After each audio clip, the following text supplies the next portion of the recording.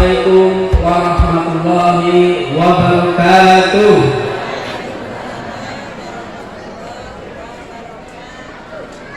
Alhamdulillahirabbil alamin.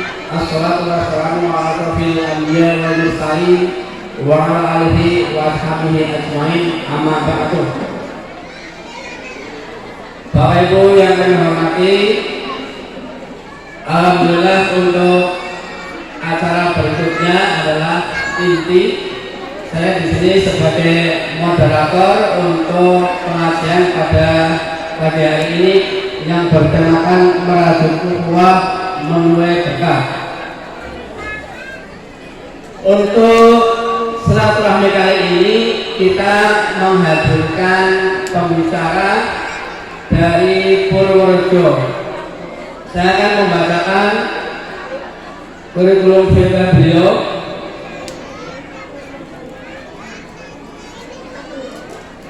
Nama lengkap Muhammad Wahid Ramadan, lahir di Purworejo.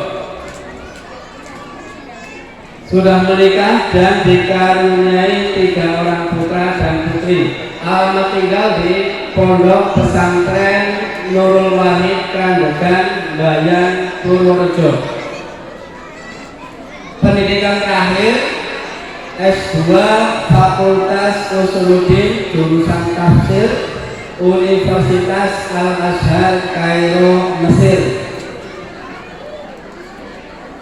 Aktivitas beliau pertama dosen PAI IPB University Bogor. 2. Dosen Tafsir STIT Salahuddin Bogor. 3. Direktur Rumah Quran Anak dan Balita Baitul Hufaz Bogor. 4. Anggota Korps Dai PKPU. 5. Kabid PPTQ Nurul Wahid Purworejo. Itu untuk aktivitas beliau yang alhamdulillah sekarang bisa hadir di sini dan kami bangga sekali bisa menghadirkan beliau. Dan nanti terakhir mungkin kalau masih ada waktu, ada pertanyaan bisa disampaikan. Selanjutnya kami berikan waktu kepada beliau Bapak Ustadz Wahid Ramadan. Kepadanya kami persilahkan.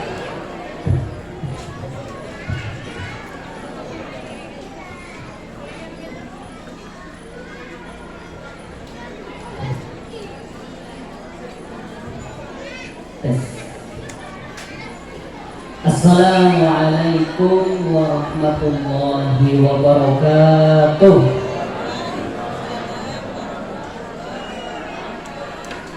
Alhamdulillahi rabbil alamin. Alhamdulillahilladzi bi ni'matihi tatimmus shalihat wa bi fadlihi tatanazzalul khairat wal barakat wa bi taufiqihi tatahaqqaqul maqasid wal ghayat. Asyhadu an la ilaha illallah wa asyhadu anna Muhammadan abduhu wa rasuluh.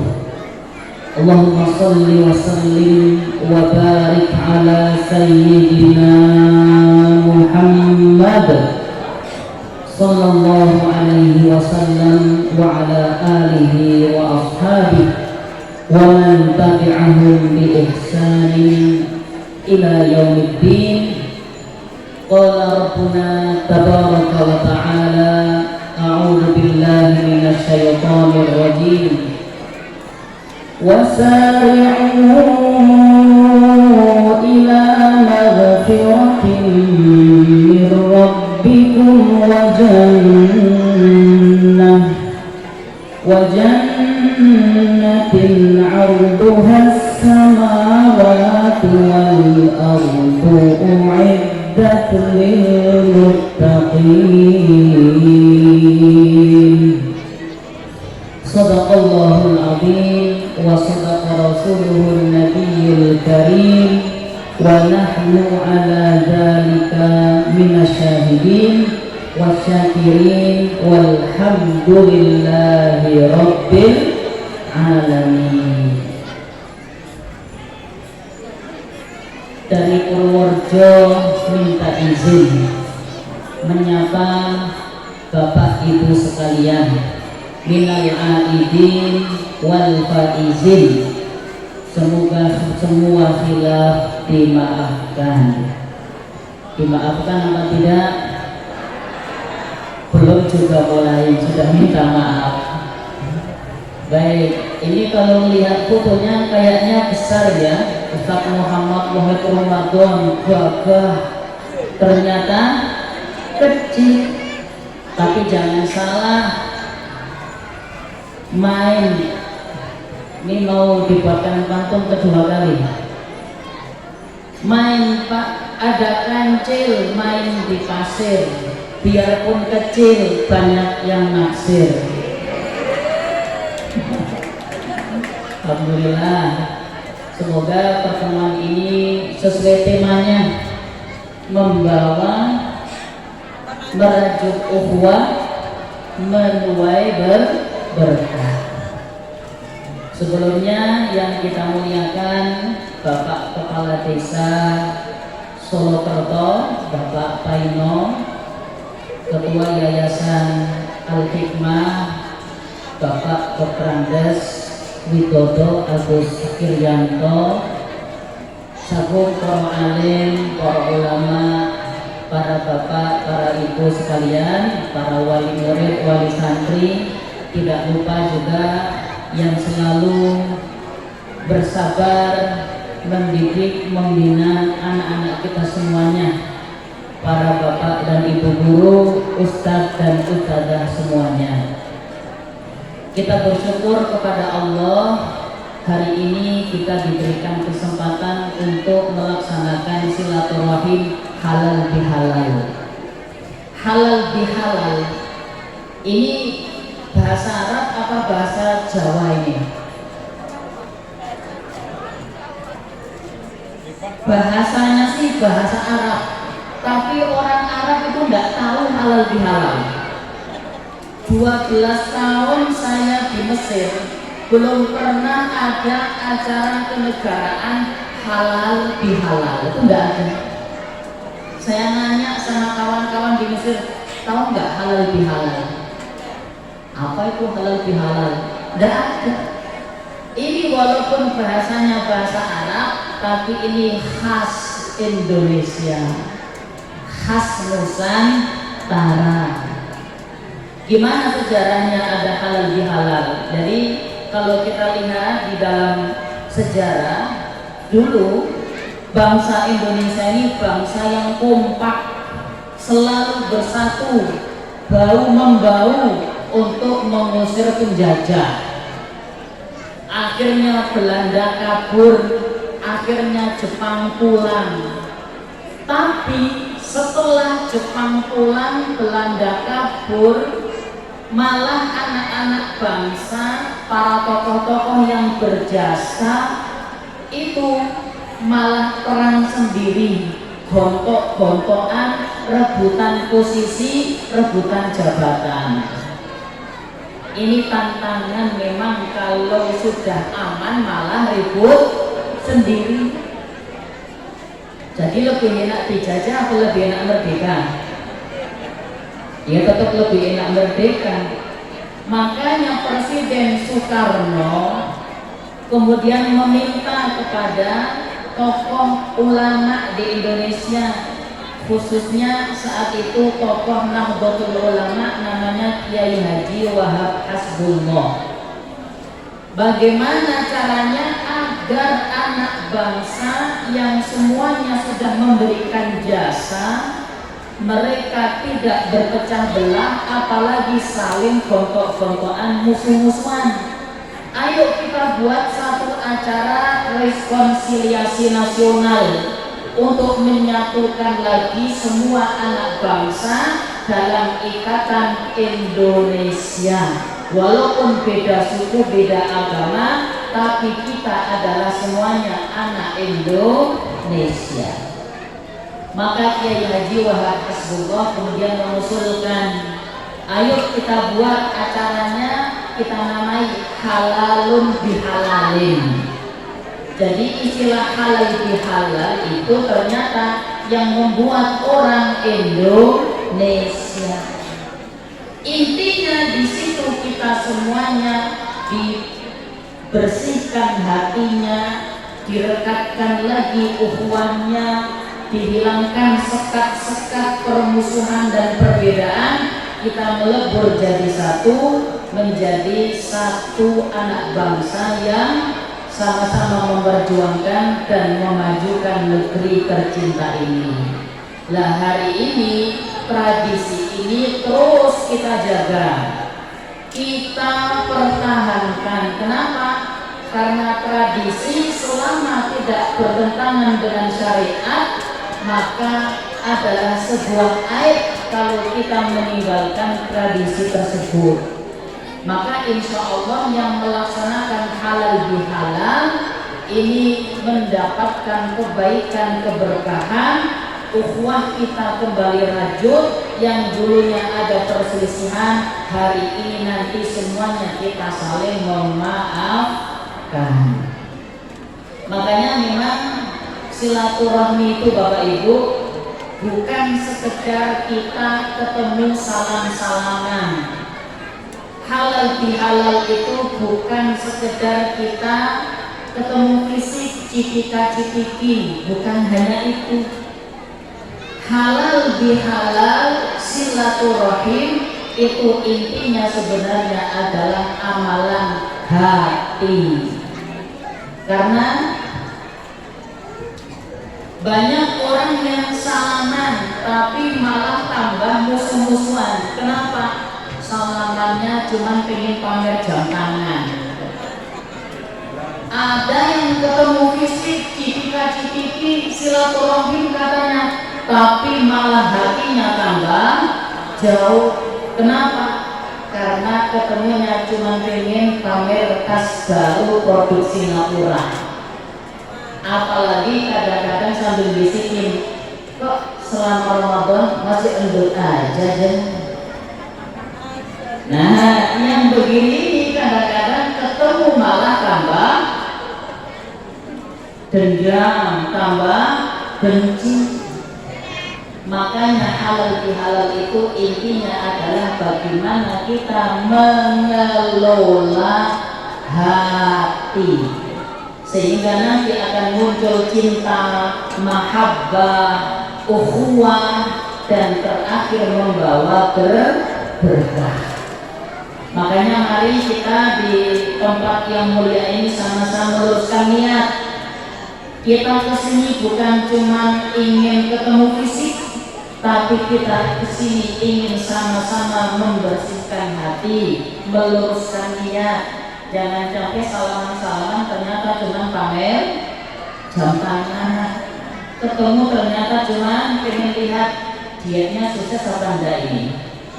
Nah, hari ini Bapak Ibu, pengajian itu banyak, menjamur di mana-mana majelis taklim, tapi banyak yang masuk datang ke majelis taklim keluar nggak ada bedanya dengan sebelum dia tadi ikut pengajian.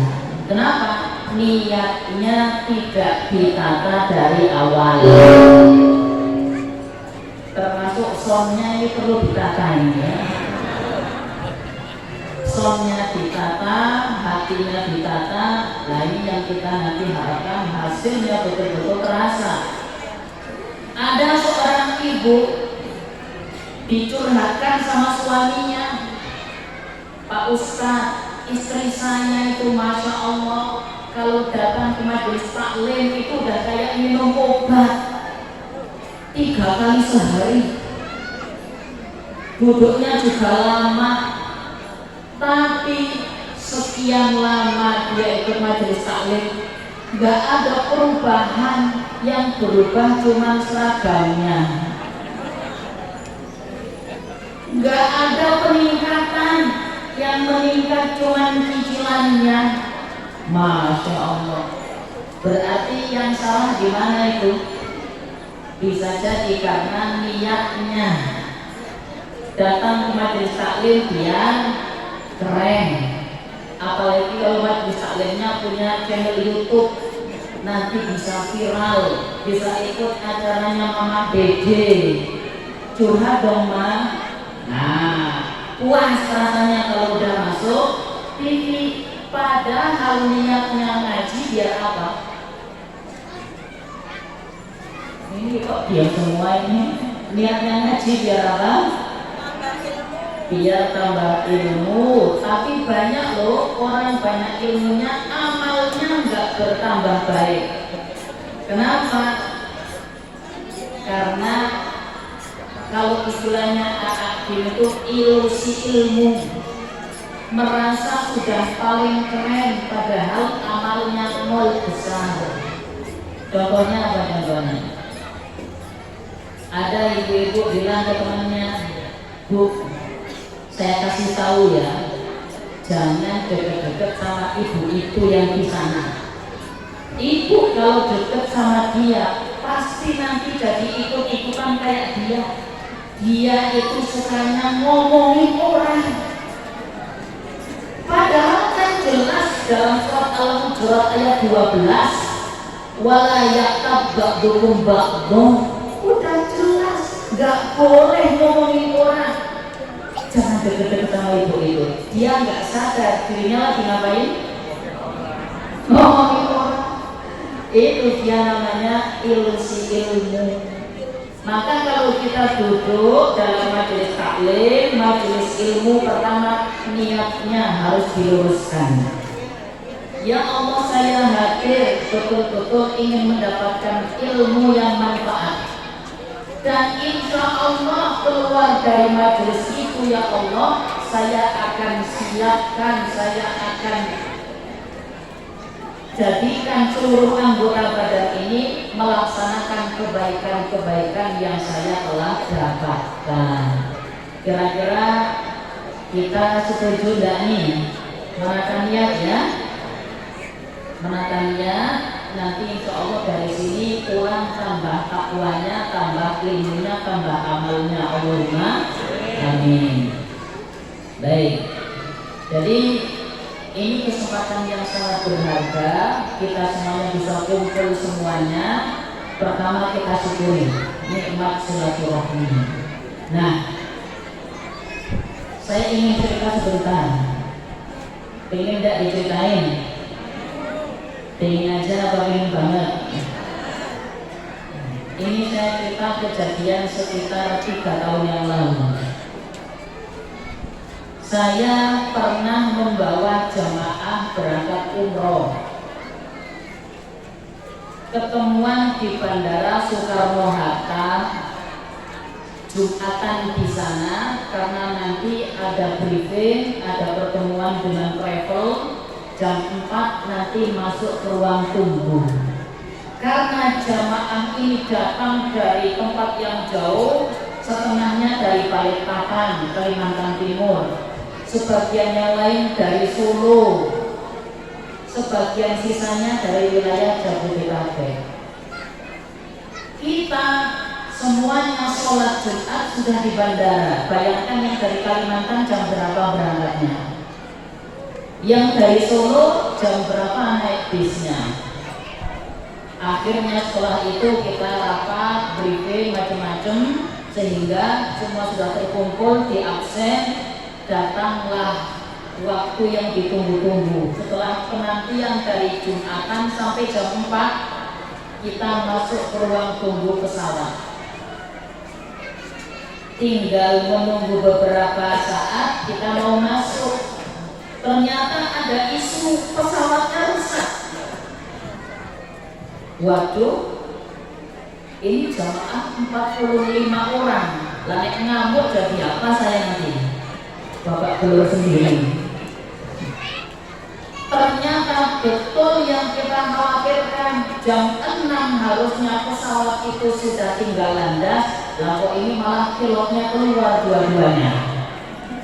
Wah, ini alamat ini kita bakal kelantar di bandara.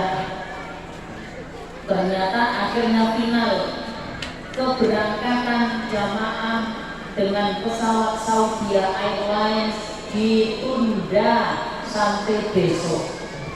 Besoknya kapan? Belum tahu. Masya Allah. Ada seorang ibu-ibu pemilik travel muncak-muncak ngamuk-ngamuk. Kenapa? Karena kalau hotel di Madinah atau di Mekah di booking misalnya hari Senin, hari itu kok nggak datang, maka otomatis hangus yang sudah dibayarkan itu hangus semuanya, harus booking dari awal lagi. Terbayang nggak kerugian yang ditanggung sama travel itu? Masya Allah. Tapi alhamdulillah travel yang saya saat itu menjadi pembimbingnya ini cukup berani. Mereka menenangkan kami, tenang, tidak ada masalah. Insya Allah kita akan selesaikan urusan terkait hotel di Madinah. Nah, setengah ketenangan sudah kita dapatkan. Tinggal sekarang melihat jamaah ini. Ada yang sudah tua, ada yang anak-anak balita, semuanya sudah capek, lapar. Sebagian kayaknya marah-marah tapi nggak berani depan saya marahnya. Akhirnya kata maskapai, mohon maaf Bapak, malam ini semuanya kita inapkan di hotel. Di mana hotelnya? Jakarta Pusat. Terbayang apa tidak? Dari bandara di Banten kan, yang maksudnya itu Soekarno-Hatta, sampai Jakarta Pusat masih harus balik lagi. Kopernya gimana? Maaf Pak, kopernya dibawa. Kopernya kita angkut-angkut lagi, tidak masuk akal ini. Akhirnya tolong deh, ini jamaah udah pada capek, pada lapar, sebagian manula, sebagian balita. Kalau harus angkat koper, apa jadinya nanti kita? Akhirnya tawar-menawar, oke lah, koper tetap diamankan oleh pihak maskapai. Tapi akhirnya kita ke depan lagi. Naik apa? Naik bis, dilalah, bisnya datang, diserobot sama travel lain. Ya Allah, akhirnya dapat bis yang kesekian kali, barulah semua masuk. Macet lagi di tolnya. Wajah-wajah yang sudah layu, capek, sedih, pada nyandar di pintu, di kaca Pak, kaca bis. Alhamdulillah sebagian ada yang tidur. Tapi saya dalam hati berpikir, ya Allah, ini ujian berat, ujian berat. Tapi sesampai di hotel yang dijanjikan, ternyata bukan hotel yang kaleng-kaleng Bapak Ibu. Hotelnya bintang 5 di samping Istiqlal. Bisnya berhenti, semua resepsionis datang menyambut kami. Senyumnya berseri-seri 2 cm kanan dan kiri. Masya Allah. Yang tadinya marah-marah nggak jadi marah. Yang tadinya capek jadi sumringah. Soalnya yang jemput itu yang nyambut, kalau nggak cantik ya ganteng. Semuanya dipilih sama hotel. Ini juga pelayanan yang kaleng-kaleng. Semuanya turun, selamat malam, silahkan masuk. Sampai di depan hotel ada yang mengarahkan, silahkan semuanya masuk ke restoran dulu, makan yang sudah kami hidangkan. Masya Allah, balapan itu. Udah lupa mau ke Mekah itu udah. Sudah makan selesai, akhirnya kita arahkan masing-masing dengan kamar-kamar hotel bintang 5. Bayangkan, naik ke kamarnya, lihat kasur bagus itu ya, langsung rebahan, banyak yang lupa nggak sikat gigi kan. Rasanya udah nggak mau pindah-pindah, lupa sama Ka'bah di kota Mekah sudah. Pas bangun pagi, barulah kesedihan itu mulai teringat. Buka jendela, ternyata di luar walah kubah Masjid Istiqlal. Harapannya buka jendela itu apa? Kubah Masjid Nabawi. Ternyata pas dibuka, ya masih di Jakarta. Tapi saya mengambil pelajaran betul Bapak Ibu dari kisah ini. Kita itu nanti semuanya di akhirat akan mengalami perjalanan yang lama, jauh, dan banyak transitnya. Transit di padang mahsyar untuk hisab, untuk dihitung dalam mizan, belum lagi nanti meniti tiang sirot. Capek, perjalanan yang sangat panjang, lebih panjang daripada usia kita di dunia. Tapi dalam surat Ar-Ra'd ayat 21 sampai 24, di situ Allah menggambarkan bahwa perjalanan panjang yang melelahkan bagi orang-orang yang memiliki iman dan bertakwa kepada Allah itu endingnya sangat-sangat membahagiakan. Seperti tadi, segala capek, susah tiba-tiba berubah menjadi bahagia, sumringah. Allah katakan, ini saya kisahkan endingnya dulu nih. Allah bercerita di dalam surat Ar-Ra'd ayat 24. Jannatu 'adnin yadkhulunaha wa man salaha min abaihim wa azwajihim wa dhurriyyatihim wal يدخلون عليهم من كل باب سلام عليكم بما صبرتم فنعم عقبى الدار. Allah mengatakan begini, ada namanya surga Aden. Surga Aden itu akan dimasuki oleh hamba-hamba Allah yang bertakwa. Siapa yang akan masuk ke sana? Setiap hamba Allah yang bertakwa ternyata tidak sendiri, tapi bisa menggandeng ayah, kakek, buyut, cangga, udah sewur ke atas. Ke bawah bisa menggandeng anak, cucu, buyut. Kalau ke bawah, pokoknya ke bawah, semuanya bisa di bawah. Termasuk ke samping istrinya, entah itu yang satu istri atau banyak istri, bisa di bawah semuanya. Asalkan syaratnya apa? Wa man sholaha min abaihim, semuanya beriman.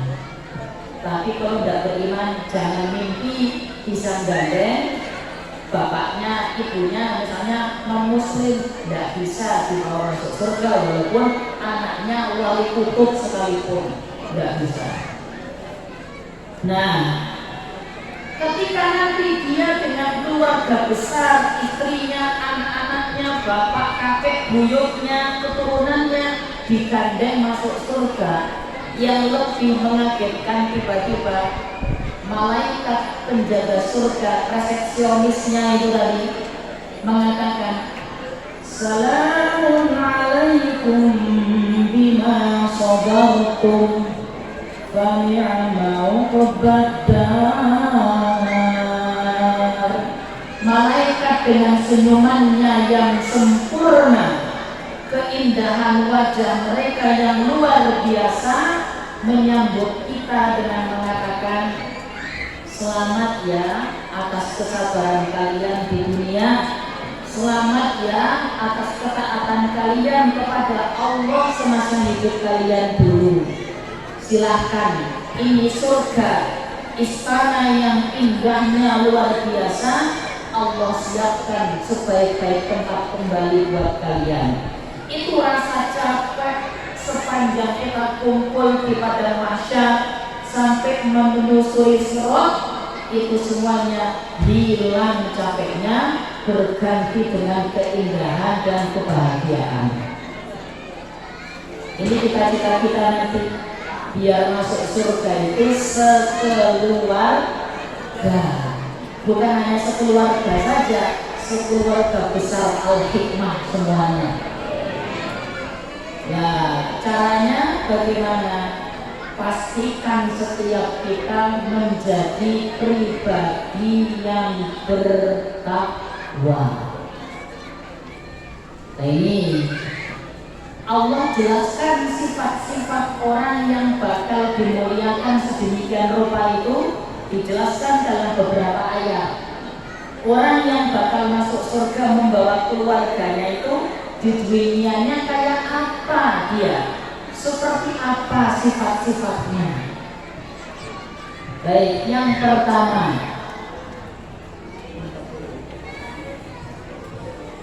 orang yang bertakwa yang sudah dijanjikan, disiapkan di akhirat itu surganya.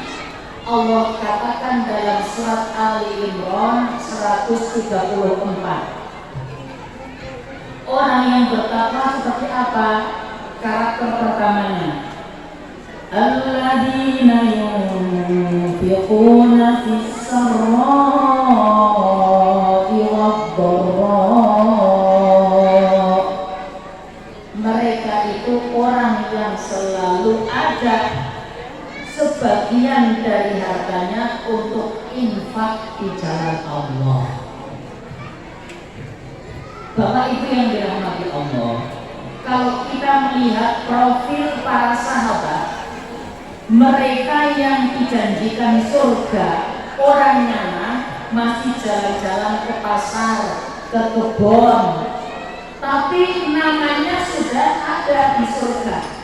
Ini ahli surga yang masih keliling-keliling di dunia.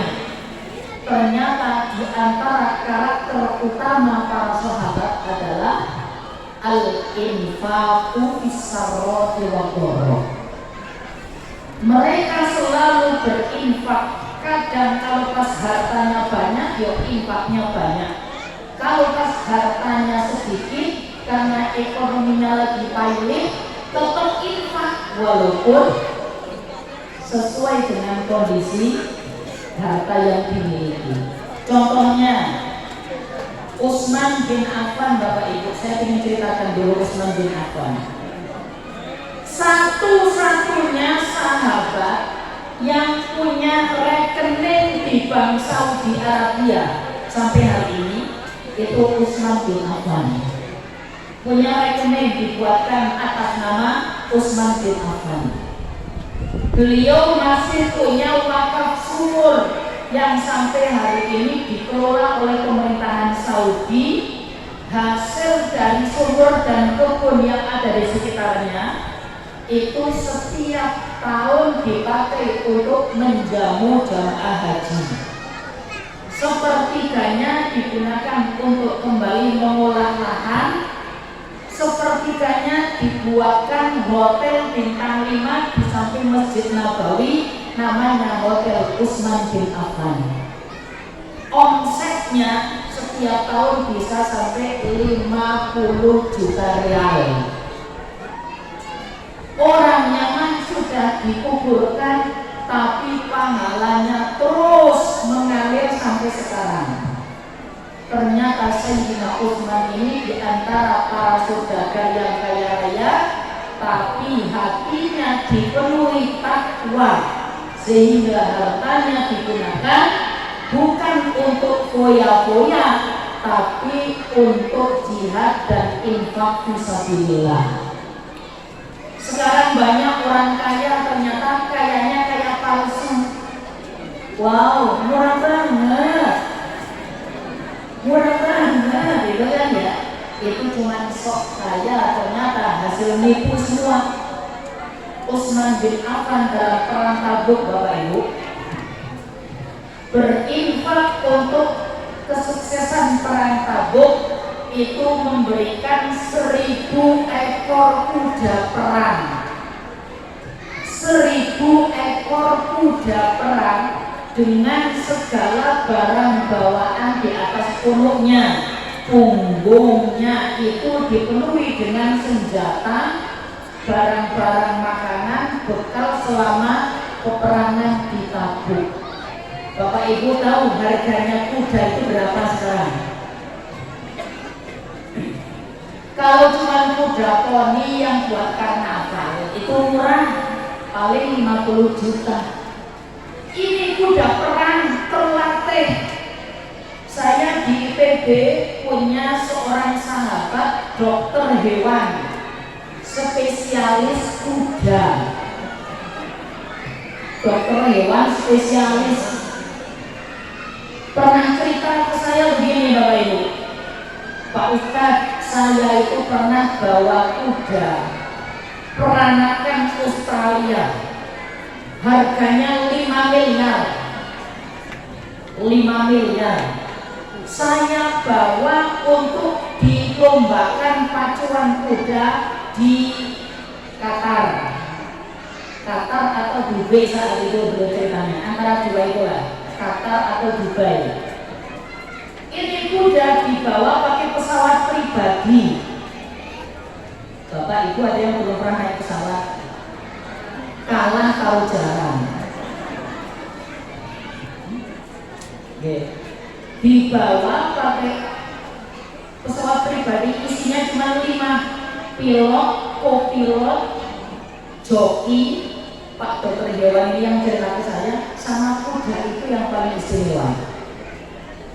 Yakin menang 5 miliar, mau kalah gitu. Tapi sesampai di Qatar, pas dijajarkan dengan kuda-kuda punyanya Pangeran Arab, itu langsung speechless ya, pesimis. Ternyata yang tadinya gagah perkasa sampai sana kelihatan imut-imut kok kudanya ini.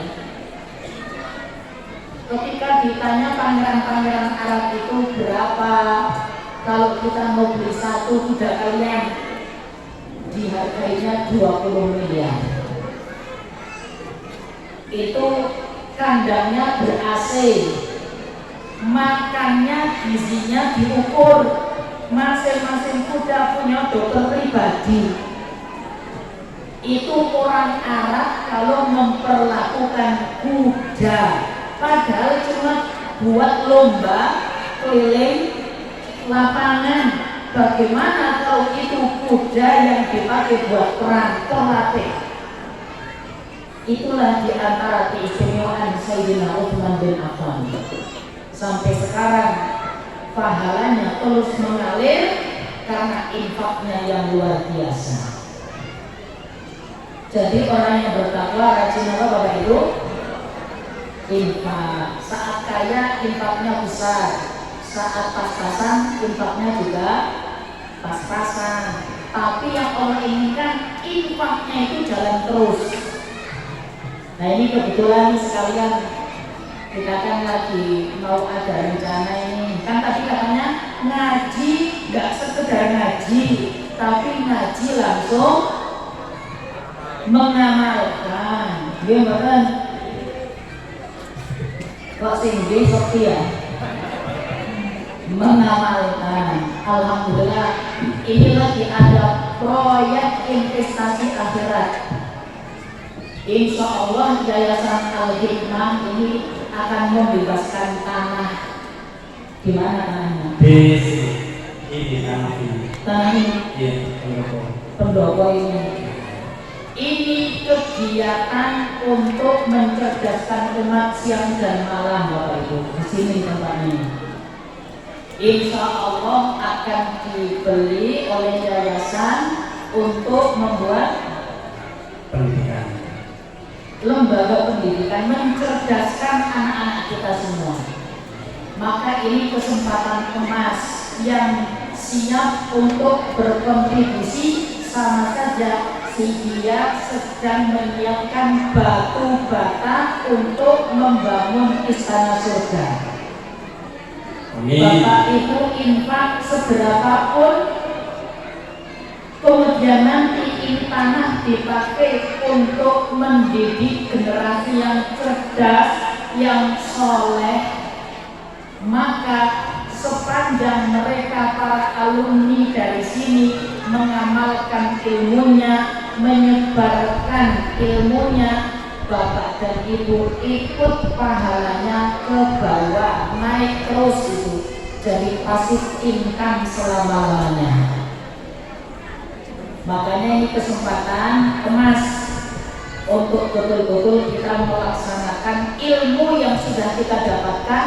Ternyata ada di depan mata itu peluangnya. Nah, ini nanti ada panitia yang mau nanti ada kotak infak muter. Kita beri waktu Ustaz ya. Ini kesempatan kembali kita akan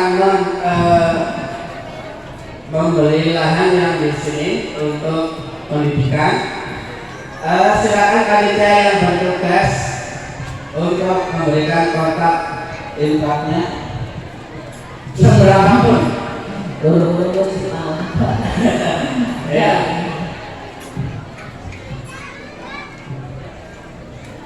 Seberapapun ini tadi sudah disampaikan oleh Pak Ustaz, pahalanya akan terus mengalir menjadi ciri-ciri orang yang bertakwa bahasanya.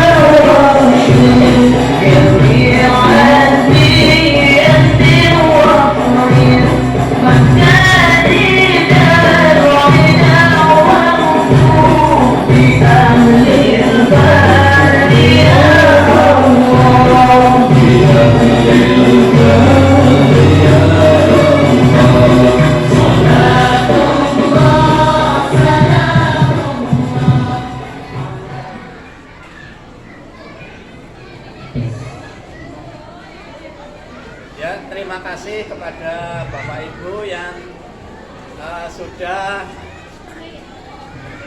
memberikan infak terbaiknya untuk pembelian lahan atau pembebasan lahan di pendopo ini. Selanjutnya, monggo Pak Ustadz dilanjutkan untuk materinya. Alhamdulillahirabbil alamin. Tes dan tes.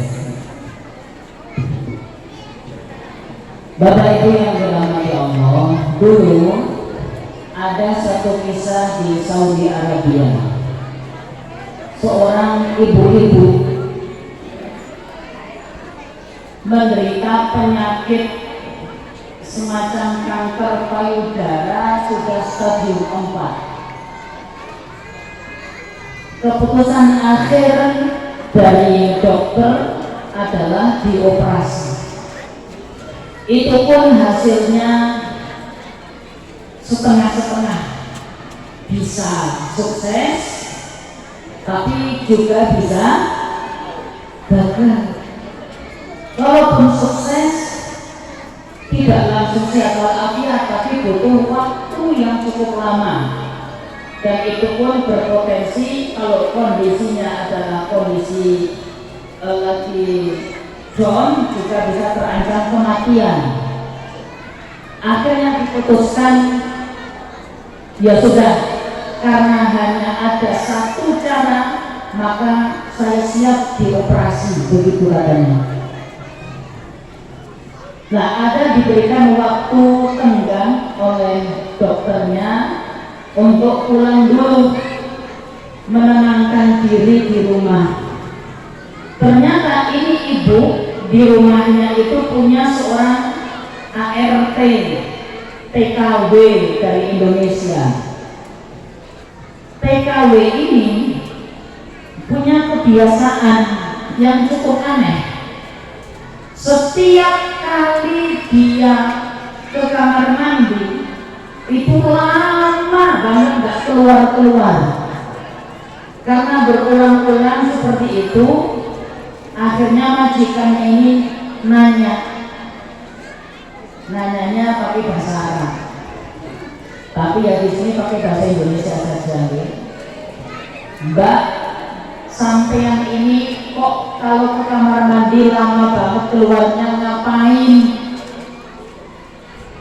Setiap kali keluar matanya sembab, kenapa sampean ini? Awalnya ini pembantunya tidak mau cerita, tapi karena didedes terus sama bosnya, majikannya, akhirnya sambil nangis berderai air mata, pembantu ini cerita. Maaf Bu Bos, saya ini sebenarnya kemarin sebelum berangkat ke sini baru melahirkan anak. Jadi saya lahiran, setelah itu langsung siap-siap berangkat ke sini. Makanya saya itu ke kamar mandi lama. Kenapa? Karena saya meres susu biar nggak sakit. Kalau itu dibiarin sakitnya Masya Allah. Maka dia meres susunya itu di kamar mandi biar nggak ada yang tahu, termasuk bosnya sendiri. Loh, anakku sekarang sama siapa? Anak saya sama neneknya. Nyusunya nyusu apa? Susu sapi. Mendengar cerita pembantunya ini, si Bu Bos ini langsung hatinya lah luluh. Dia langsung ambil tabungannya. Langsung dia bilang ke pembantunya, ini gajimu selama kamu kerja sesuai kontrak, silahkan diambil. Kontraknya katakan 2 tahun, ini gajimu semua selama 2 tahun, silahkan kamu terima. Kaget ini TKW-nya. Maksudnya apa ini? Oh, pinjam. khawatir ngomong dipecat. Ternyata kata bosnya, kamu silahkan sekarang pulang, gajimu sudah saya tunaikan semuanya, sekarang kamu pulang, susuin anakmu di rumah. Kalau nanti dia udah selesai nyusunya, udah cukup, kamu mau kembali ke sini, silahkan, saya akan terima kamu dengan mudahnya. Ini tabungan saya, kamu pulang, anggap ini gaji kamu selama kerja di sini. Sudah. Masya Allah, ini pembantu ini sujud syukur, diciumnya itu majikannya saking berterima kasih. Pulanglah sang pembantu ini. Si majikan sambil menunggu hari-hari menjelang operasi. Ketika hari H sudah datang, si majikan datang ke rumah sakit untuk operasi. Di ruang sengat dilihat kondisi terbaru. Dokternya kaget. Penyakitnya itu sama sekali sudah tidak ada lagi. Kankernya itu sama akar-akarnya bersih sama sekali. Pak dokternya nanya, ibu minum obat apa? Enggak, saya enggak minum obat apa-apa. Pokoknya saya datang ke sini siap air batin pengen operasi. Masya Allah, ibu jangan bohong. Ibu minum obat apa? Ini hasil CT scan apa ronsennya itu sudah nggak ada sama sekali penyakit yang harusnya hari ini kita operasi, nggak ada, bersih. Ibu itu langsung nangis, teringat sabda Rasulullah Shallallahu Alaihi Wasallam, dawu mardokum bis sodaqah. Obatilah penyakit-penyakit kalian dengan sedekah. Wahai Pak Dokter, ternyata betul sedekah Rasulullah, betul sabdanya Rasulullah. Demi Allah saya tidak minum obat apapun. Hanya saya punya cerita beberapa hari yang lalu, bla bla bla bla bla bla bla. Dia ceritakan bagaimana dia pulangkan pembantunya, dia keluarkan tabungannya untuk dia beli tiket dan biaya selama nanti dia di rumah. Ternyata dengan itulah Allah sembuhkan penyakitnya tanpa ada sisanya sama sekali. Maka ternyata kita berinfak, kita bersedekah, itu diantara salah satu yang Nabi janjikan adalah banyak penyakit yang tidak bisa ditolong dengan medis, tapi sebagai bentuk kasih sayang Allah, orang ahli infak itu diberikan kesehatan, kesembuhan dari penyakit yang dia derita saat di dunia. Dan ini tidak satu, tidak dua, banyak yang menceritakan ajaibnya sedekah, terutama dalam efeknya terhadap kesehatan dan kesembuhan.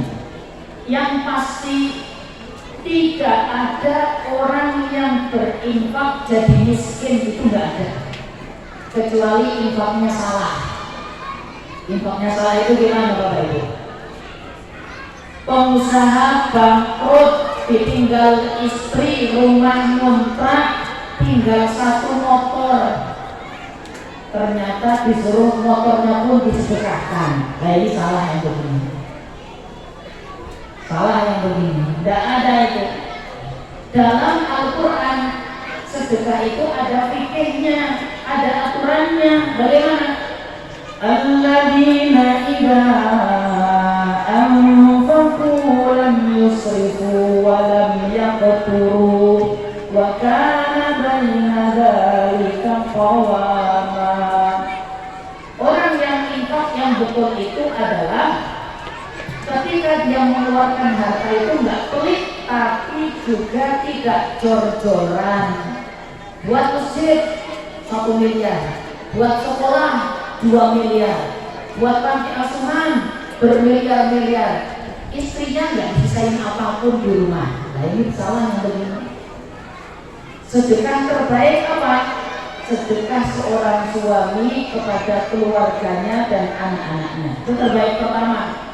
Kalau itu sudah tercover, silahkan infak buat masjid, infak buat panti asuhan, infak buat yayasan. Tapi kalau buat istrinya aja nggak ada buat masak, anaknya tuh nggak SPP 2 tahun, lah kok tiba-tiba infak 2 miliar wakaf. Ini kebalik ini. Maka namanya infak, walaupun itu perbuatan yang sangat agung, tapi ada ilmunya, ada fikihnya, ya. Makanya kalau yang ngajak infak sampai habis-habisan, berangkat pakai motor pulang jalan kaki, ini kaidah yang salah dalam berinfak, tidak sesuai dengan Al-Quran maupun Sunnah. Jelas deh? Sudah paham apa belum ini? Berarti kalau paham ya berarti sudah, ya kan? Intinya pengajian kan paham ya? Udah paham belum? Udah paham kan? Udah berarti. Baik, itu baru pertama.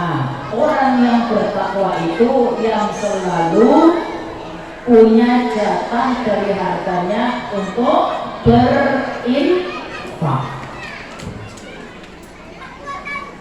Sekarang yang kedua, Allah sebutkan dalam surat Ar-Ra'd ayat 21. Bapak Ibu yang bawa HP, ada Al-Qur'annya, bisa dibuka ya. Surat Ar-Ra'd ayat 21. Allah berfirman, di antara orang-orang yang nanti akan diberikan surga disambut oleh para malaikat dengan senyum ramahnya, diizinkan menggandeng seluruh keluarganya. Apa yang mereka lakukan saat di dunia? Walladzina yasiluna ma amarallahu bihi ayyusol. Mereka orang-orang yang selalu menyambung tali silaturahmi, orang yang selalu menjaga hubungan baik dengan kerabat, handai tolan, sahabat dan kawan-kawan. Makanya tadi saya katakan memang silaturahmi itu adalah masalahnya masalah hati. Banyak orang yang tiap hari ketemu tapi hatinya nggak nyambung. Ketemu tapi pelengos-pelengos, salaman terpaksa, nggak mau natap wajahnya. Kenapa? Hatinya tidak nyambung. Tapi ada yang jarang-jarang ketemu tapi selalu mendoakan, selalu mengirimkan kebaikan, tidak pernah putus cintanya. Makanya kita ingin silaturahim kita ini bukan sekedar basa-basi, tapi betul-betul membawa kebaikan dunia dan akhirat. Dulu di Kolombia ada seorang ibu-ibu, ini kok ceritanya ibu-ibu terus karena banyak ibu-ibunya dari bapaknya. Ada seorang ibu-ibu datang ke kebun binatang.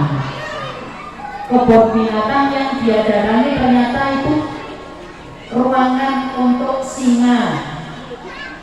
Ibu itu datang dikedor-kedor pintu kerangkengnya dengan kedoran khas, ya, dor-dor, poteng-teng gitu. Tiba-tiba singanya bangun, langsung menuju kepada ibu itu, bukan dimakan ibunya, tapi dipeluk kayak anak ketemu ibunya.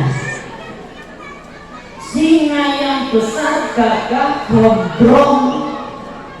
Ada ibu-ibu badannya kecil, kurus, cuman kasih kode teng teng teng. Tahu-tahu singanya lari, ibunya dipeluk. Itu yang lihat pemandangan itu pasti nangis, mengharukan sekali. Kok singa kayak begitu sama manusia? Apakah itu ibunya cantik? Relatif. Apa itu ibunya karena dia seksi? Enggak juga. Apakah karena ibunya itu membawa tas mahal? Enggak tuh. Ibu ini punya apa? Sampai-sampai singanya sangat sayang dan memeluk ibu itu seperti ketemu induknya. Ternyata ibu itu cuma punya dua modal. Yang pertama ketulusan, yang kedua kasih sayang. Ternyata ini ibu yang merawat singa itu dulu sekian lama sebelum diminta oleh kebun binatang. Jadi singa tahu bagaimana kasih sayang ketulusan yang diberikan oleh si ibu ini, sampai dia nggak pernah lupa dengan irama pukulan tadi.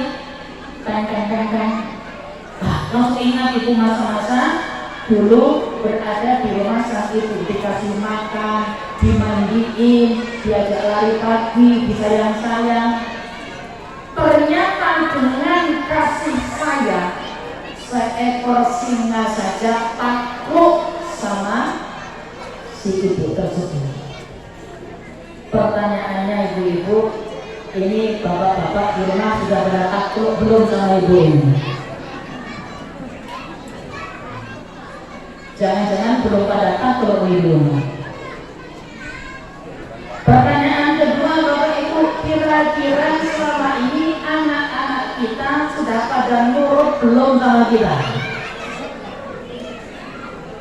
Kalau jawabannya belum, berarti ada yang kurang. Apa itu? Kasih sayang. Mungkin itu yang perlu kita perbaiki dalam momen halal bihalal ini.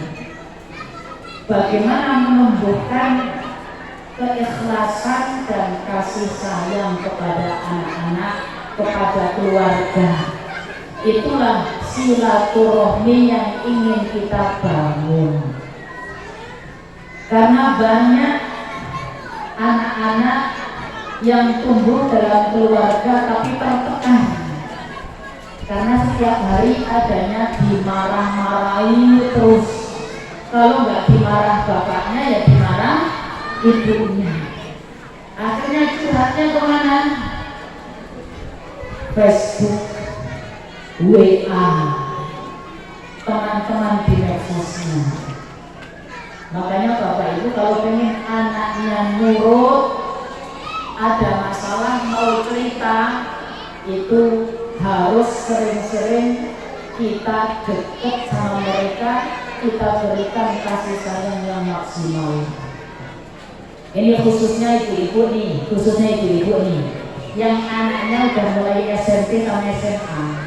Saya yakin kebanyakan anak sekarang usia SMP SMA itu jarang ada yang mau curhat sama orang tua. Ya apa enggak? Curhatnya sama siapa? Teman-temannya. Kok bisa begitu? Karena barangkali tadi kurang kasih.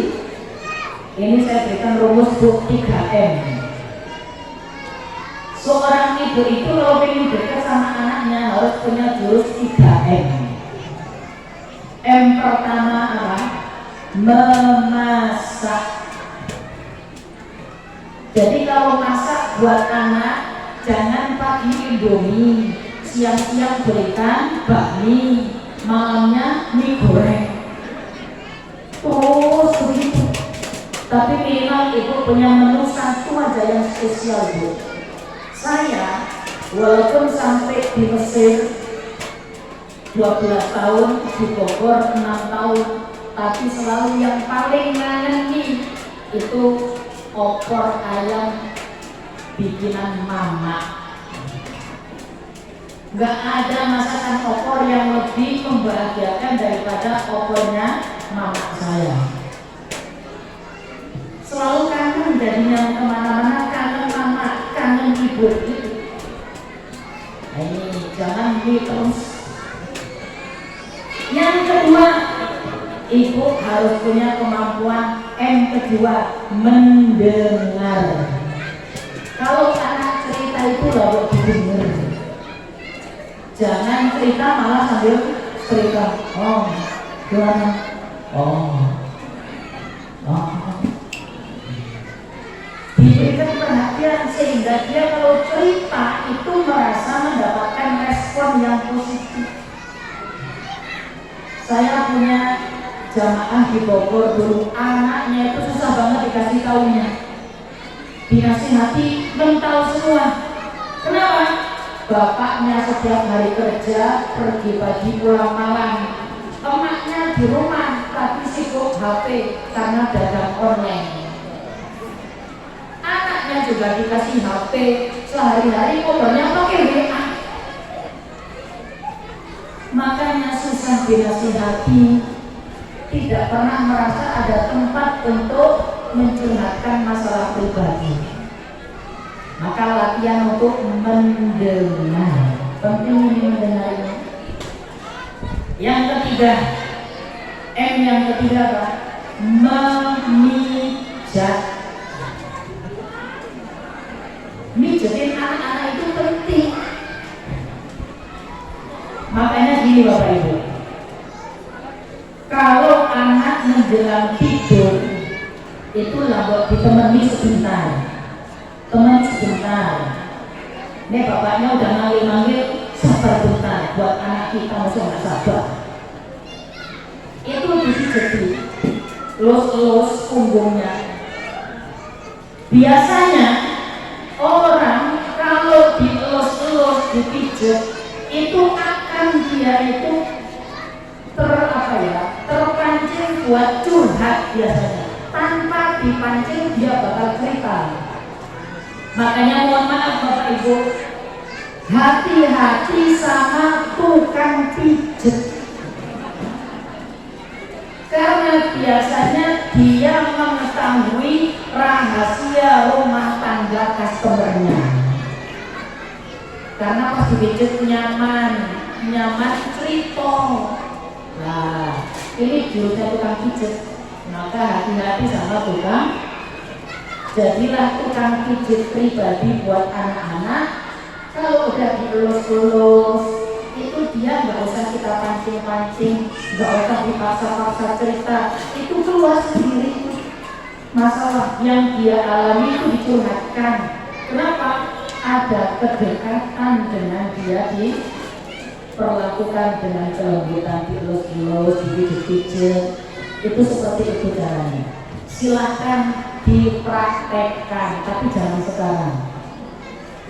Ya, ini yang anaknya menginjak usia SMP atau SMA. Penting sekali. 3M. Yang pertama apa? Yang kedua, yang ketiga, Bapak juga penting ini sering-sering pijet anaknya. Karena biasanya anak perempuan paling mudah curhat malah sama bapaknya. Dia benar.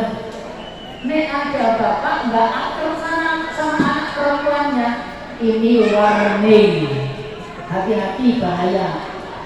Pastikan ketika nanti anak perempuan kita mau menikah, dia punya standar apa? Saya nggak akan mau menikah kecuali calon saya sesoleh bapak, seperhatian bapak, selembut bapak. Itu berarti bapaknya sukses. Ya, ini untuk para bapak dan ibu khususnya. Baik, silaturahim terutama. Ini semuanya saya lihat usianya mulai mendekati 40. Gimana? Saya sendiri sudah hampir 40. tinggal 3 tahun lagi 40 genap. Biasanya orang menjelang usia atau sudah sampai 40 itu kesibukannya banyak, sibuk dengan keluarga, sibuk dengan kantornya, sibuk dengan anak-anaknya, sibuk dengan bla bla bla bla, sehingga kadang-kadang jatah untuk menyayangi orang tua itu malah dilupakan. Makanya bagi kita yang masih punya orang tua, silaturahim yang harus dijaga pertama-tama sebelum yang lain itu adalah menjaga silaturahim dengan orang tua kita. Ini yang pertama. Dulu ada pengusaha sukses masih muda, soleh, karyawannya kalau berprestasi diumrohkan. Keren apa tidak? Keren apa tidak kalau begitu? Keren. Keren aja apa keren banget? Keren. Tapi suatu saat ada seorang ustadz yang sering memberikan tausiah di kantornya itu, setelah memberikan pengajian ngobrol berdua sama bos muda ini. Ketika ngobrol HP-nya bunyi, kring kring kring kring kring, ditolak. Ngobel lagi, kring kring kring kring, ditolak. Ngobel lagi, kring kring kring kring, ditolak. Sampai ustadznya akhirnya nanya, itu kayaknya penting, diangkat aja dulu. Alah enggak ustadz, biasa, nanti juga bisa. Ternyata setelah kering-kering lagi dia, mama, ibu, akhirnya Pak Ustadznya pamit. Ya sudah, saya pamit dulu. Antum silahkan ngobrol sepuasnya sama ibu. Ini ibu yang itu. Ustadznya pulang. Pagi-pagi esok harinya ada telepon ke Pak Ustadznya. Kering. Ternyata siapa di seberang sana? Bos muda itu nangis. Ada apa Pak? Punten Pak Ustadz, kemarin ternyata yang telepon itu ibu dan yang mau dibicarakan hal yang sangat penting. Saya anggap itu biasa dan saya lupa telepon balik. Ternyata Pak, ibunya dalam kondisi sudah hampir meninggal dunia. Permintaannya satu, pengen dengar suara anaknya di kota. Sama anaknya dianggap walah ibu nanti juga bisa, walah ibu nanti juga bisa. Ternyata setelah orangnya pulang dia lupa, nggak nelpon balik. Malam-malam dapat kabar ibunya sudah wafat. Kira-kira ini bosnya soleh apa tidak? Hah? Tadi katanya soleh. Hah? Apa gunanya memuliakan karyawan umroh setiap bulan? Apa gunanya dia ngadain pengajian setiap minggu, tapi sama orang tuanya tidak memberikan perhatian, tidak memberikan cinta kepada orang yang paling berjasa dalam hidupnya? Maka jangan sampai kita hidup tapi tidak mesra dengan orang tua. Ada masalah dengan ayah dan ibu kita yang tidak terselesaikan sampai hari ini. Jangan. Sesukses apapun seorang anak tidak akan pernah bahagia, akan jauh dari keberkahan kalau tidak diiringi ridho dari ayah dan ibunda kita. Makanya saya setiap kali lebaran, sebelum keliling ke kampung, ke rumah-rumah tetangga, yang paling pertama dicari siapa? Sungkem dulu sama bapak dan mama. Itu yang pertama kali. Kalaupun jauh, saya di Mesir, yang ditelepon pertama setelah sholat Id pasti orang tua. harus diutamakan di atas segala-galanya. Istri nomor 2. Nomor pertama siapa? Ayah dan ibu kita yang paling utama. Kenapa? Karena memang itulah sumber kebahagiaan, sumber keberkahan di dunia maupun akhirat. Dulu ini lagi-lagi ceritanya di Saudi Arabia. Seorang anak sukses di kota, membangun keluarga bahagia, istrinya cantik, anaknya banyak, pintar-pintar di sekolah. Akhirnya sang ibu yang di kampung sendirian karena bapaknya sudah meninggal, dibawalah ikut ke kota.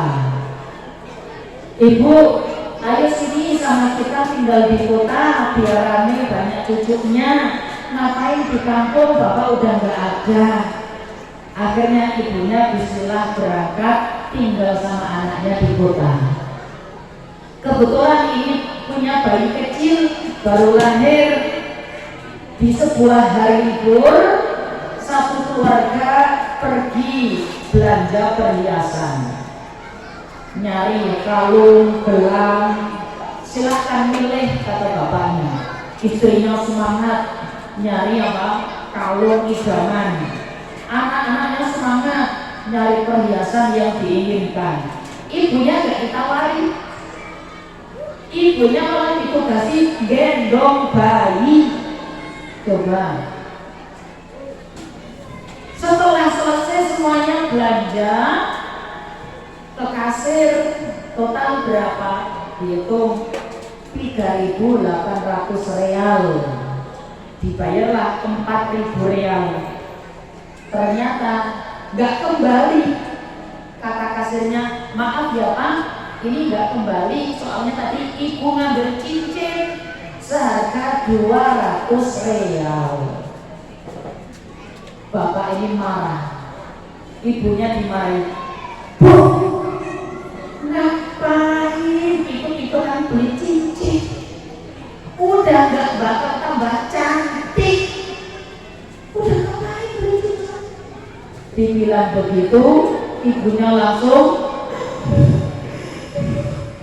nangis, lari ke mobil sama bayinya digendong, cucunya digendong.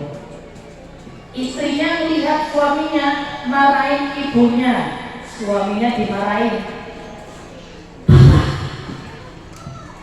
kok ibu dimarahin sih? Yo, ibu ngapain kamu? Papa diam. Wah, namanya dulu kalau marah ngeri juga. Suaminya mau ngasih apa namanya penjelasan dan nggak bisa. Pokoknya bapak minta maaf. Kok gitu? Tapi bayangkan ibu nangis gara-gara papi marah sama ibu. Kalau nanti sampai ibu itu pundung itu apa namanya? Kecewa. Beliau minta pulang kampung. Bayi kita siapa yang ngomong? Nah, ini kira-kira yang durhaka siapa ini? Hah? Dua-duanya durhaka. Masya Allah. Ini hal-hal yang sangat sensitif. Kadang-kadang kita kurang memahami perasaan ibu dan ayah kita. Saya Bapak Ibu walaupun sudah belajar sampai LCMA, tapi di depan Bapak pokoknya saya bukan siapa-siapa. Dinasihati sebenarnya bisa bantah, tapi mendingan apa? Diam saja. Terus pokoknya diomongi. Bantah itu bukti tidak berhasil dalam mencari ilmu. Kalau bantah, kenapa? Karena berarti akhlaknya belum didapat. Maka ini penting sekali kita belajar sekaligus mengamalkan. Ternyata hari ini silaturahim yang paling penting untuk selalu kita jaga, kita rawat sebelum yang lain, silaturahim kepada kedua orang tua. Kenapa? Karena sudah kalau ibu mengangkat tangannya Bapak Ibu, apa yang diminta pasti bakal kejadian sama kita. Jangan pernah meremehkan doanya ibu. Ustadz Abdul Somad itu pernah cerita, saya belajar di Al-Azhar dapat LC, saya S2 ke Maroko dapat MA, pulang ke Indonesia diberikan kemudahan jadi PNS, jadi dosen di UIN Riau, sampai sekarang saya menjadi dai kemana-mana. Tidak lain dan tidak bukan, itu karena doa emak saya, kata beliau. Selama beliau di Mesir sampai di Maroko Bapak Ibu, setiap malam, ini penuturan Ustaz Abdul Somad, ibu saya mengirimkan 100 Al-Fatihah untuk agar saya mendapatkan kemudahan, ilmu yang manfaat, dan hidup yang berkah. Jadi ada namanya tirakat orang tua buat anaknya. Itu Al-Fatihah dibaca untuk apapun hajat kita akan kabul insya Allah. Apalagi yang ngirim Al-Fatihah emaknya buat anaknya. Dan kita lihat hari ini betapa berkah ilmu aktivitas usia Ustadz Abdul Somad sampai hari ini. Makanya beliau paling sedih kemarin ketika ibunya wafat. Mau ceramah di Medan, setelah meninggalnya sang ibu dikabari, akhirnya turun dari mimbar, hanya berkata beberapa baris, nggak nyampe 5 menit turun. Kenapa? Tidak kuat, merasa kehilangan ibu yang selama ini menjadi andalan beliau. Kemanapun tidak pernah mau kecuali pasti minta doa dari sang ibu. Yang masih punya ibu, muliakan.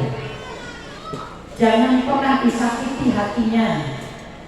Jangan pernah merasa kita cuek kepadanya. Ya. Uwais Al-Qarni, salah seorang tabi'in, tapi oleh baginda Nabi dikatakan, wahai Umar, wahai Ali, nanti kalau ada rombongan dari negeri Yaman, kamu hadang, tanya di situ ada nggak namanya Uwais Al-Qarni, minta doa. Kalau di situ ada Uwais Al-Qarni, minta doa kepada Uwais. Karena Uwais Al-Qarni ini doanya langsung dikabulkan Allah. Suatu saat ada rombongan dari negeri Yaman. Khalifah saat itu Amirul Mukminin Umar ibn Khattab. Sayyidina Umar dan Sayyidina Ali mendatangi rombongan. Apakah ada di antara kalian yang namanya Uwais Al-Qarni? Iya. Oh, dia nggak ada di sini, tapi dia di belakang jadi penunggu kambing-kambing, kuda-kuda dan sapi-sapi kami. Jadi Uwais ini bukan orang kaya, bukan orang terpandang, tapi kata Nabi doanya meluncur ke langit dan langsung diijabah Allah. Umar bin Khattab dan Sayyidina Ali langsung mencari ke kandang. Mana yang namanya Uwais?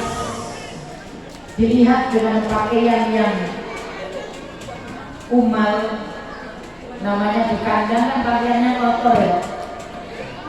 Anda siapa? Saya Umar. Ini Ali, menantunya Rasulullah. Masya Allah, kaget Uwais. Anda berdua orang mulia, sahabat tercintanya baginda Rasul. Kenapa Anda berdua nyari saya? Mau ngapain? Apa salah saya? takut malah nanti dipermasalahkan. Oh tidak, saya kesini cuma ingin melaksanakan anjuran dan perintah baginda Rasulullah Shallallahu Alaihi Wasallam. Mau apa memangnya? Tolong doakan kami berdua. Uwais Al-Qarni, tidak banyak yang mengenal namanya, tidak viral di media sosial, tapi di langit namanya dieluk-elukkan oleh para malaikat. Bahkan Nabi sendiri langsung mengatakan, ini Uwais adalah orang yang doanya paling mustajab. Kenapa? Apa istimewanya Uwais Al-Qarni? Karena dia adalah orang yang paling berbakti kepada ibunya. Bahkan Uwais Al-Qarni naik gunung berkali-kali sambil gendong sapi kecil, digendong naik gunung bolak-balik. Ditanya, Uwais, kamu ngapain naik turun gunung gendong sapi? Apa kata Uwais? Saya lagi latihan karena ibu saya pernah minta agar digendong nanti untuk melaksanakan ibadah haji ke Mekah. Makanya saya latihan nih biar nanti gendong ibu jalan kaki ke Mekah itu kuat. Masya Allah, akhirnya dia gendong ibunya. Belum ada Grab, Gojek, belum ada. Jalan kaki, nggak punya kuda, nggak punya onta, dari Yaman digendong ibunya di punggungnya, melaksanakan manasik haji dari mulai ihramnya, tawafnya, wukufnya, semuanya dilakukan. Selesai ibadah haji tahallul, Uwais menemui seorang sahabat. Wahai sahabatnya Rasulullah, aku pengen tanya. Aku membawa ibuku dari negeri Yaman. Saya gendong di atas punggungku. Saya ajak beliau melaksanakan ibadah haji dari A sampai Z. Semua dalam kondisi beliau di atas punggung ini. Apakah yang saya lakukan sudah bisa untuk membalas jasa ibu kepadaku? Apa jawaban sahabat saat itu? Belum. Walaupun satu, apa namanya itu kalau melahirkan itu satu apa namanya? Satu adenan. Tahu satu adenan? Ini belum sebanding dengan satu adenan ibumu ketika melahirkan kamu. Masya Allah. Jadi Bapak Ibu, hari ini yang sudah diberikan Allah kemudahan, kesuksesan, rumah tangga yang sakinah, mawaddah warahmah, anak-anak yang lucu, menggemaskan, pinter-pinter, soleh-soleh, hafal Quran. Jangan sampai ini menjadi kemudian kita malah lupa sama ayah dan ibu kita. Pintu gerbang ke surga ibu dan ayah kita selagi mereka masih ada di dunia. Maka selalu perbaiki sikap kita, perbaiki ucapan kita. Sekedar mengatakan tidak boleh ke ayah kita, ke ibu kita, tidak boleh. Ya, ini silaturahim yang sebenarnya. Baru kalau kepada orang tua sudah baik, kepada saudara-saudara kita. Jangan sampai ayahnya meninggal, ibunya meninggal, kakak adik malah rebutan warisan. Jangan sampai terjadi. Kalau ada kakak dan adik rebutan warisan, itu tandanya yang paling nafsu itu berarti nggak sayang sama ayah dan ibundanya. Jangan ada gara-gara warisan kemudian putus silaturahmi. La yadkhulul jannata qati'un, enggak masuk surga orang yang memutus tali silaturahim. Ada di tempat kami sana, jauh dari sini ya, tapi insya Allah tetap keluar Segoro Kidul. Kakak sama adik bertahun-tahun tidak mau tegur sapa, lebaran tidak mau salaman, ketemu di gang lengos-lengosan. Ternyata apa sebabnya? Rebutan Tegal, tanah sepetak. Rebutan itu akhirnya kehilangan kasih sayang. Padahal tahajudnya rajin, puasa sunnah Senin Kamis rutin, tapi sama saudaranya tidak pernah mau tegur sapa. Kira-kira masuk surga apa mampir neraka kira-kira? Makanya yang kedua setelah orang tua, perbaiki hubungan kita dengan saudara, utamanya saudara kandung. Jangan sampai ada perselisihan yang berkepanjangan. Allah kalau cuma masalah tanah sepetak udah mah. Ngapain gara-gara tanah sepetak kehilangan surga yang luasnya lebih luas dari langit dan bumi? Ngalah sebentar tapi bisa mendapatkan istana kemuliaan. Ini pentingnya silaturahim. Nabi mengatakan laisal wasilu bil mukafiq walakinnal wasilu man wasala man qata. Silaturahim itu bukan membalas orang yang berbaik buat baik sama kita. Dia ngasih hadiah, kita balas ngasih hadiah. Dia rajin telepon, kita juga rajin telepon balik. Dia rajin berkunjung, kita juga ikut berkunjung. Bukan itu.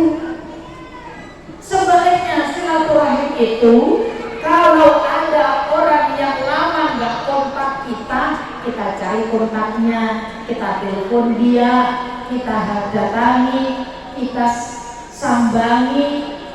Ada orang yang kalau ketemu kita plengos, nggak mau tegur sapa, kita kasih hadiah, kita datangi ke rumahnya, mosok dibawain uang 1 juta nggak mau buka pintu.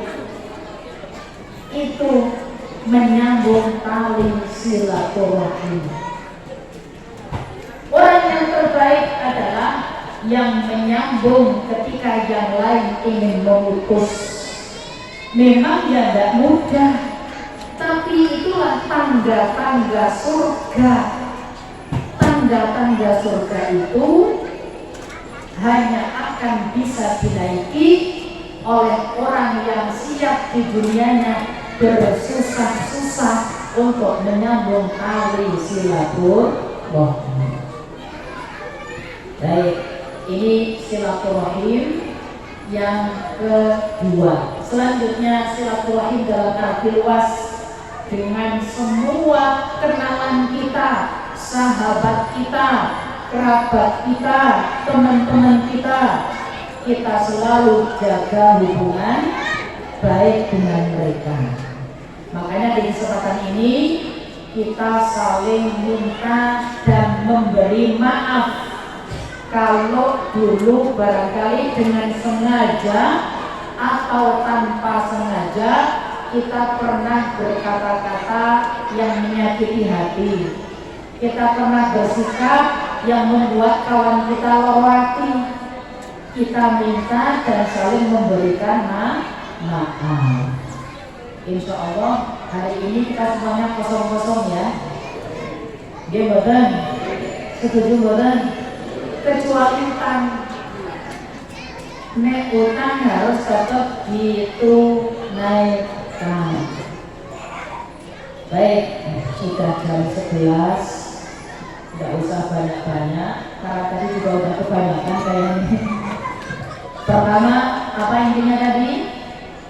Kita menjadi orang-orang yang ingin masuk surganya direct, nggak mampir-mampir. Bagaimana caranya? Jadilah orang yang bertakwa. Apa saja cirinya orang yang bertakwa?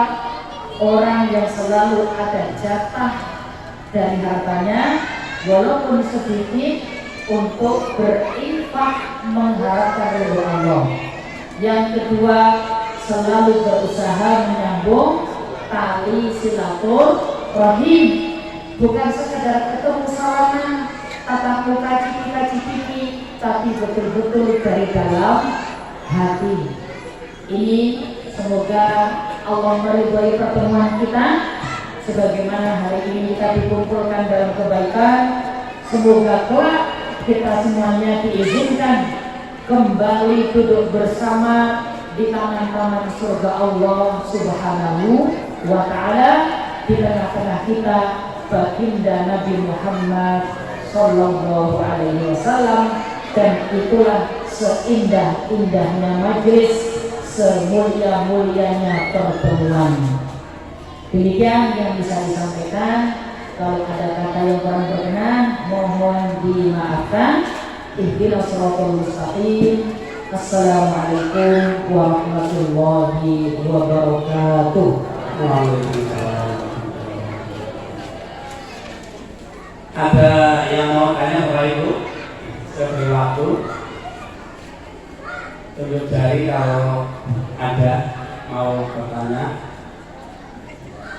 Enggak ada ya? Jadi sudah paham ya. Ya, untuk informasi tadi infak yang hari ini itu nanti yang belum sempat berinfak, nanti kotak ditaruh oleh panitia di depan. Untuk yang tadi sementara terkumpul 4.713.500, 5 juta kurang sedikit. Ya, nanti yang belum kita beri kesempatan untuk orang infaknya di depan untuk pembelian lahan yang berlokasi supaya untuk dimanfaatkan untuk pembelian. Karena tidak ada pertanyaan, saya sebagai moderator mohon maaf yang sebesar-besarnya bila dalam mungkin keadaan ini banyak salah ucap atau perilaku yang kurang berkenan. Sebelum ditutup karena ada pertanyaan, tutup aja ya. Nanti doa penutup langsung dipimpin oleh Bapak Ustaz. Monggo kami berdoa. Monggo Bapak Ibu kita sarang-sarang berdoa, menundukkan hati, mengadahkan tangan kepada Allah. Semoga Allah mengijabah semua hajat-hajat kita. Allahumma salli wa sallim wa barik ala sayyidina Muhammad wa ala alihi wa ashabihi ajma'in. Alhamdulillahi rabbil alamin. Allahumma ya ghafirad dhunub, ya qabilat tawub, ya satirul uyub. Allahumma ighfir lana dhunubana صغيرها وكبيرها علانيتها وسرها ما قدمنا وما أخرنا وما أنت أعلم به منا. Ya Allah yang maha mengampunkan dosa, yang maha menerima tobat hambanya, Engkau maha menutup aib-aib kami semua. Ya Allah, ampunkan segala dosa kami, yang besar maupun yang kecil, yang lalu maupun yang akan datang, yang kami lakukan terang-terangan maupun sembunyi-sembunyi, yang kami sengaja maupun tidak. Ya Allah, tutup segala aib kami di dunia. Ya Allah, jangan Engkau permalukan kami di hadapan manusia. Sempurnakan ampunan dan tutup itu ya Allah kelak di akhirat. Jangan Engkau hinakan kami kelak di padang mahsyar karena banyaknya dosa dan kemaksiatan kami semua. Allahumma ya Rabb, karuniakan kepada kami yang hadir di majelis ini iman yang istiqomah, lisan yang selalu berzikir, ilmu yang bermanfaat, rizki yang lapang dan berkah, kesembuhan dari segala penyakit, kesehatan yang selalu terjaga, usia yang panjang dalam ketaatan. Ya Allah, jadikan keluarga kami semua diliputi dengan sakinah, mawaddah, warahmah. Jadikan semua anak-anak kami ya Allah menjadi generasi yang soleh dan solehah.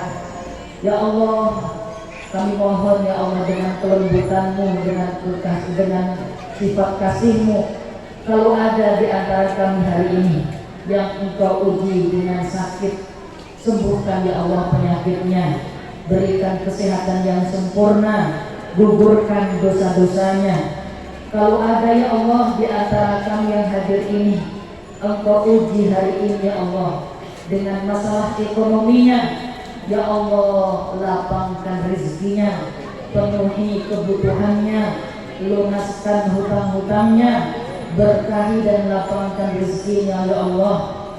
Kalau ada ya Allah di antara kami yang hadir ini, Engkau uji dengan masalah dalam keluarganya, komunikasi yang tidak harmonis dengan pasangannya, masalah dengan orang tua maupun mertuanya, ya Allah lapangkan hati mereka semuanya, hilangkan kebencian dan gantikan dengan cinta, hilangkan ya Allah permusuhan, tanamkan ukhuwah di dalam hatinya, ya Allah harmoniskan keluarganya, solehkan anak-anaknya, perbaiki hubungan dengan orang tua dan mertuanya.